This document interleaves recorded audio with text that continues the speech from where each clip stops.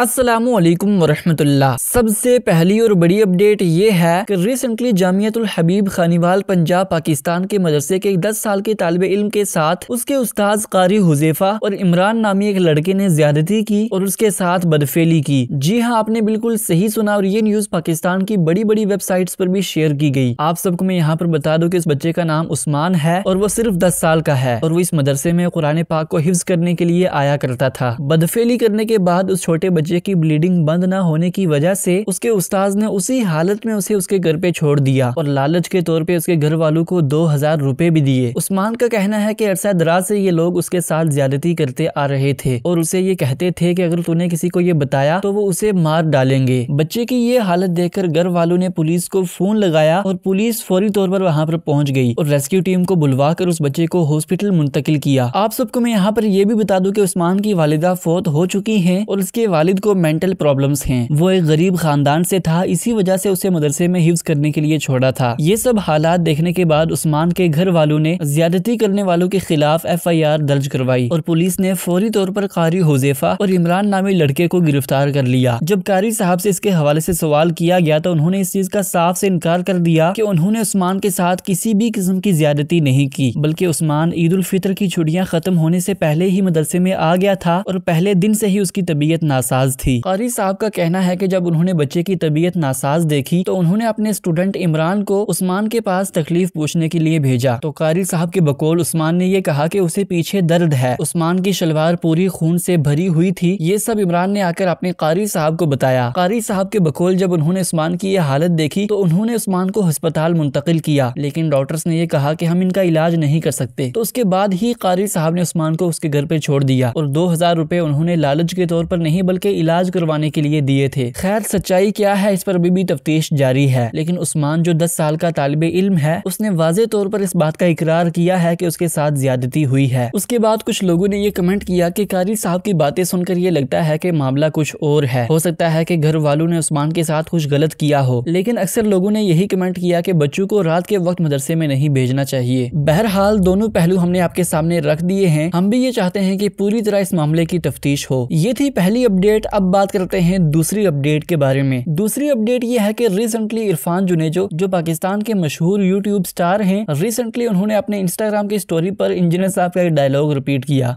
अगर ये मैंने उस पॉडकास्ट में बोला कि डकी और माज ऐसा करते हैं या अपनी वाइफ्स दिखाते हैं या फैमिली दिखाते हैं, अगर ये मैंने उसमें बोला हो, आप वो क्लिप का पार्ट मुझे भेजो, मैं अपना पूरा चैनल डिलीट कर दूँगा। ओपन चैलेंज, टाइम क़यामत तक है, टाइम क़यामत तक है। आप सबको मैं यहाँ पर बता दूं कि रिसेंटली इरफान जुनेजो ने एक पॉडकास्ट के दौरान ये कहा था कि आजकल लोग अच्छा कंटेंट कंज्यूम करने के बजाय saying yes to wife for 24 hour जैसी वीडियोस देखते हैं। उस पॉडकास्ट के दौरान भी उन्होंने ये क्लैरिफाई किया था कि मैं किसी क्रिएटर को अच्छा या बुरा नहीं कह रहा, मैं ऑडियंस की बात कर रहा हूँ, लेकिन उसके बावजूद कुछ लोगों ने उसे पर्सनल ले लिया और डकी भाई के साथ कंट्रोवर्सी क्रिएट करनी चाहिए, क्योंकि डकी भाई भी इसी तरह की वीडियोस बनाते रहते हैं। तो इसी वजह से उन्होंने इंस्टाग्राम पर आकर क्लैरिफिकेशन दी। ये थी दूसरी अपडेट। अब बात करते हैं तीसरी अपडेट के बारे में। तीसरी अपडेट ये है कि जहां पर एक तरफ पाकिस्तान जैसा मुल्क भी LGBT के फितने से महफूज नहीं, वहां पर तुर्की के प्रेसिडेंट अर्दोगान ने ये कहा कि वो किसी भी कीमत पर अपने मुल्क में LGBT को उभरने नहीं देंगे, क्योंकि LGBT कम्युनिटी जो राइट्स मांग रही है वो सरासर इस्लाम के खिलाफ है। खैर ये थी तीसरी अपडेट। अब बात करते हैं चौथी अपडेट के बारे में। चौथी अपडेट ये है कि इस फोटो को आपने इंटरनेट पे देखा होगा, जो कुछ अर्से पहले सोशल मीडिया पे बहुत ही वायरल हुआ था। आप सबको मैं यहाँ पर बता दूं कि फरवरी के महीने में जो सीरिया में जलजला आया था, ये उस वक्त का फोटो है, जहां पर एक बहन अपने मलबे में दबे भाई को प्रोटेक्ट कर रही है। इस हादसे में ये दोनों बहन भाई तो बच गए, लेकिन इनके वालिदैन शहीद हो गए थे। लेकिन रिसेंटली इनके नए फोटोज भी वायरल हो रहे हैं, जहां पर ये अपनी दादी अम्मा के साथ सेफ हैं। ये थी आज की सारी अपडेट्स। मिलते हैं इसी तरह की नई अपडेट्स के साथ, तब तक के लिए अल्लाह हाफिज।